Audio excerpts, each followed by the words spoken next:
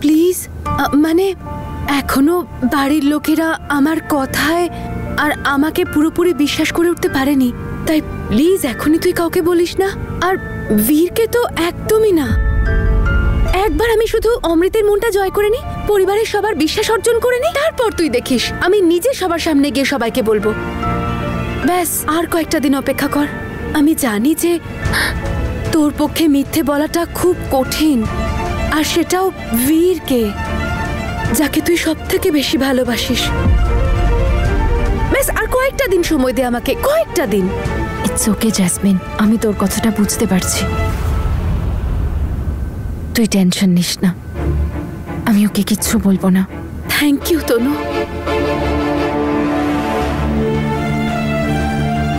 তনু,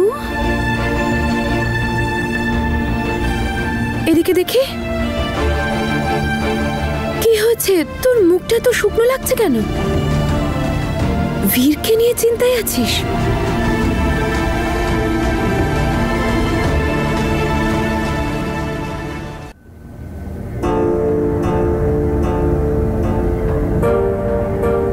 দাদা, কি হয়েছে দাদা? কিছু হয়েছে নাকি? আমি তোমাকে ডাকলাম আর তুমি শুনতেও পেলে না। সব ঠিক আছে তো? হ্যাঁ অমৃত, সব ঠিক আছে, ব্যাস একটু মাথায় যন্ত্রণা আর কি। তুমি ওষুধ নিয়েছো? আমি এক্ষুনি নিয়ে আসছি। খেয়েছি, ওষুধ খেয়েছি। তুই টেনশন নিস না, একটু রেস্ট করলে আমি ঠিক হয়ে যাব। ঠিক আছে দাদা, তুমি বিশ্রাম নাও।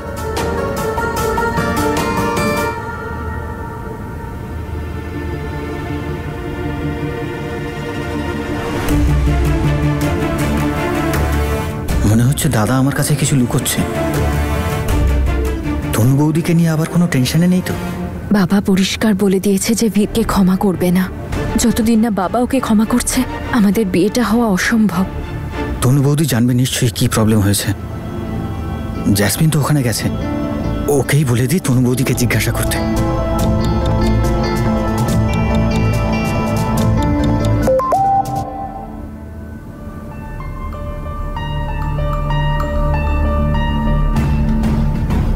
ওখানে বীর ওই ব্যাপারটা নিয়েই চিন্তায় আছে।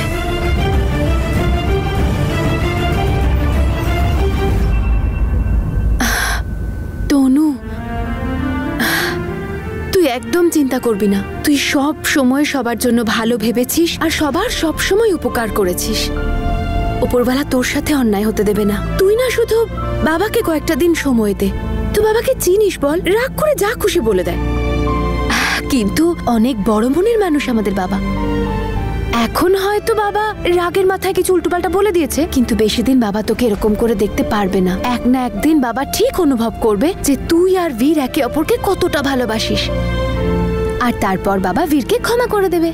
আর তুই দেখ না, আমার এত অন্যায় করার পরও বাবা তো আমাকে ক্ষমা করে দিল।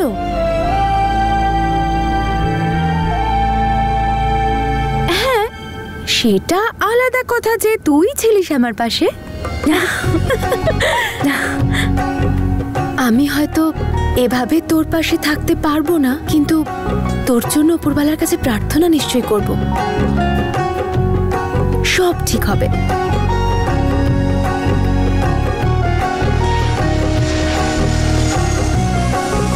জ্যাসমিন, ওই দেখ তোর প্লেন।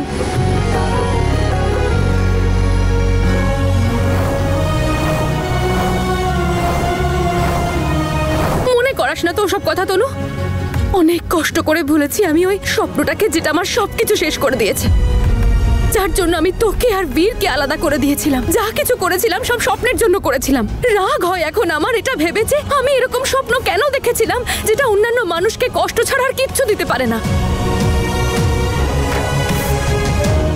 জ্যাসমিন শোন, তোর স্বপ্নটা ভুল ছিল না, কিন্তু স্বপ্ন পূরণের পদ্ধতিটা ভুল ছিল।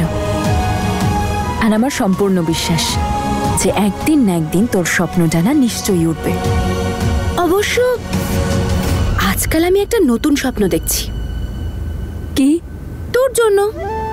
আমার জন্য? আমার নতুন স্বপ্ন হলো বীর আর তোর বিয়ে দেওয়া। সেই স্বপ্নটা স্বপ্নই থেকে যাবে।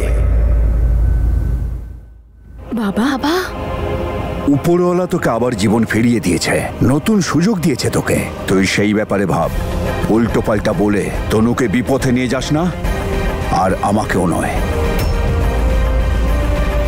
বাবা, জ্যাসমিন তো যা মুখে আসে বলে, তুমি তো চেনোই ওকে। প্লিজ তুমি ওর কথা শুনে মন খারাপ করো না, আমি ওকে বোঝাচ্ছি। জ্যাসমিন, তুই আমাকে প্রমিস কর, তুই এরকম কিচ্ছু করবি না। বাবা যদি ক্ষমা করতে চায়, বাবা নিজেই করবে, না হলে আমি এভাবেই ঠিক আছি।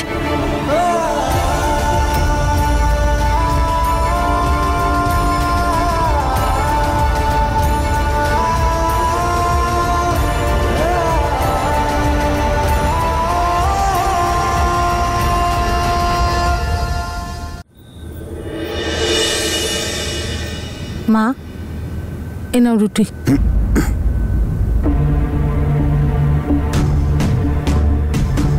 কি হয়েছে গো তোমার? কেন এত রাগ করছো? জ্যাসমিনকে রাগ করে পাঠিয়ে দিলে। আজ গুরুদ্বারায় বীরের সাথে যেটা করেছো সেটা খুব ভুল করেছো। ও যে ব্যবহারের যোগ্য সেই ব্যবহারই করেছি। ও কেন বারবার আমার সামনে এসে দাঁড়ায়? ওর ভাগ্য ভালো যে ওর গায়ে আমি হাত দিইনি। আরে ও এমন কি অপরাধ করেছে? ও তো তোর কাছে ক্ষমা চাইছে। অপরাধ তো আমিই করেছি, সবাই শুধু আমার ভুলটাই দেখতে পাচ্ছ। ভাই, আরে আমার কথাটা শুনে যা। দাঁড়া।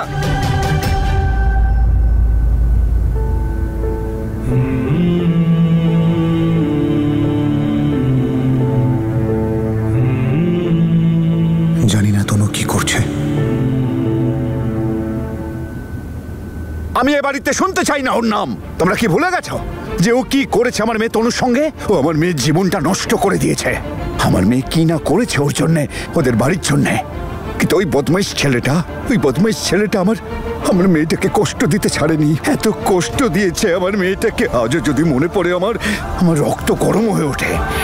আজ আমি ওকে ছেড়ে দিয়েছি, কিন্তু এরপর যদি কোনোদিন আমার সামনে আসে না ও, তাহলে ওকে আমি এমন শাস্তি দেব সারা জীবন ধরেও মনে রাখবে। ভাই শান্ত হ। তুই কেন নিজের শরীর খারাপ করছিস? ছেড়ে দিন দাদা, ওনাকে কোনো কিছু বুঝিয়ে লাভ নেই, কারণ উনি কিছু বুঝতেই চান না। যা যা ঘটে গেছে না উনি নিজে ভোলেন, না আমাদের ভুলতে দিতে চান। খুব চিন্তা তো তোমার তনুকে নিয়ে। কখনো দেখেছো মেয়েটাকে কেমন ম্লান মুখে ঘুরে বেড়ায় বাড়িতে? এত কিছু ঘটেছে ওর সঙ্গে, তাও বীরকে ক্ষমা করে দিয়েছে। তাহলে আমরা কেন ক্ষমা করতে পারবো না? হ্যাঁ, কোথাও না কোথাও বিষয়টা শেষ করতে হবে তো। আর আমাদের এটা ভুললে চলবে না, আমাদের মেয়ে বীরকে ভালোবাসে।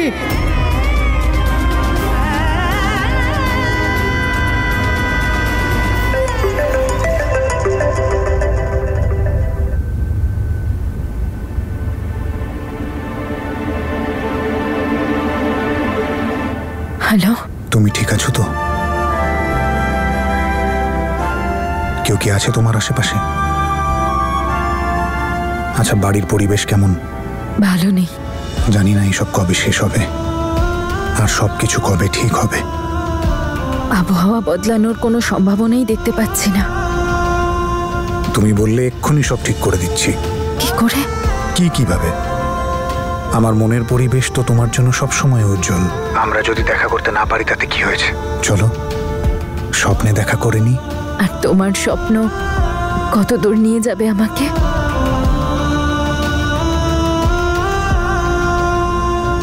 এক সেকেন্ড বীর। তনু, কি হলো? রুটি পড়ে গেছে।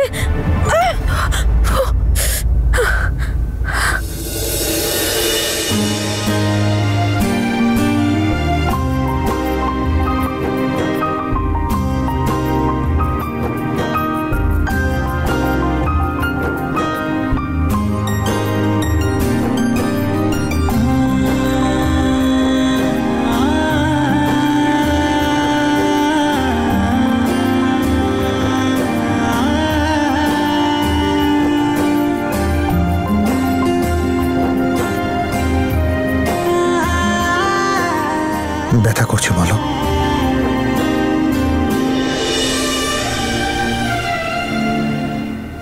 তনু, আমি তোমায় অনেক কষ্ট দিয়েছি, আর কষ্টে দেখতে পারবো না আমি তোমাকে। গোটা পৃথিবীর খুশি তোমার পায়ে আমি রাখতে চাই।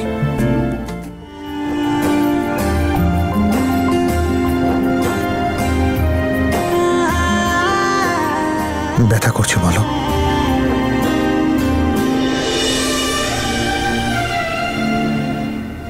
তনু, আমি তোমায় অনেক কষ্ট দিয়েছি, আর কষ্টে দেখতে পারবো না আমি তোমাকে।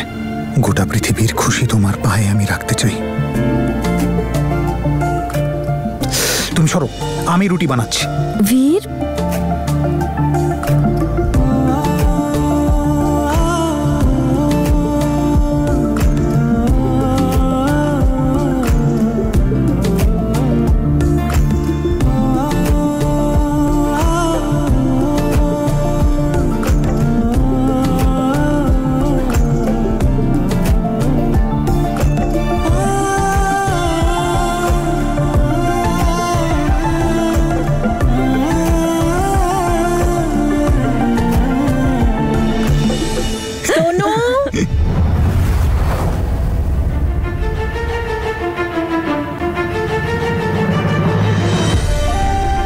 পড়ে গেছে নাকি তনু? কিছু দিলে ওখানে তুমি? কোনো অয়েন্টমেন্ট বা ক্রিম? আরে তোর মন কোথায়? কার সাথে কথা বলছিস?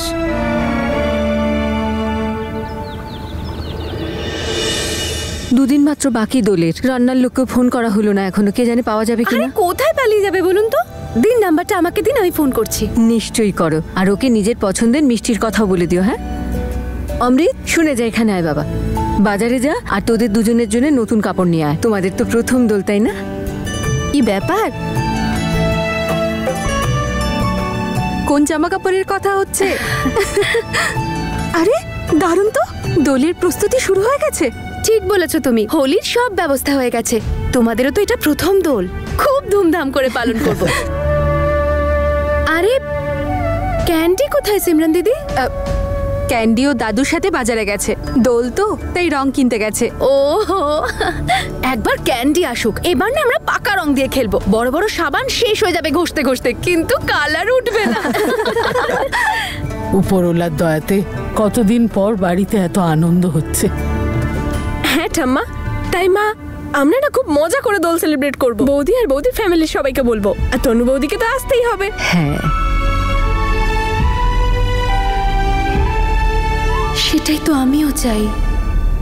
জ্যাসমিন, কি হয়েছে? মন খারাপ করছো কেন? আসলে আমিও চাই যাতে বীর আর তনু একসাথে এই উৎসবটা পালন করে, কিন্তু আমার তো টেনশন হচ্ছে যদি বাবা এই উৎসবের আগে বীরকে ক্ষমা না করতে পারে তাহলে। বৌমা, হ্যাঁ, মা? বাজার থেকে কিশমিশ, বাদাম আর আখরোট নিয়ে আসবে। আর জেসমিনকেও ফোন করে দাও, অমৃতকে সাথে নিয়ে আসবে। এখানে হোলির উৎসব হবে। কি করে আসবে মাও? প্রথমবার শ্বশুর বাড়িতে দোল। এটা তো ঠিক। আমরা একটা কাজ করি, হোলির রাত্রিরে না ওদের খাবার জন্য নিমন্ত্রণ করি। মা, তোমার ছেলেই রাজি হবে না। দেখলেন না কাল রাতে কত বড় কাণ্ড ঘটালেন। আর আমি চাই না উৎসবের দিন বাড়িতে কোনো ঝামেলা হোক।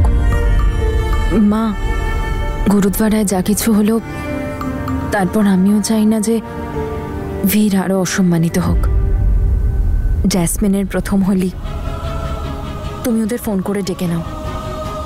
আমি বীরকে জানিয়ে দেব, ও কিছু একটা বলে বারণ করে দেবে এখানে আসতে।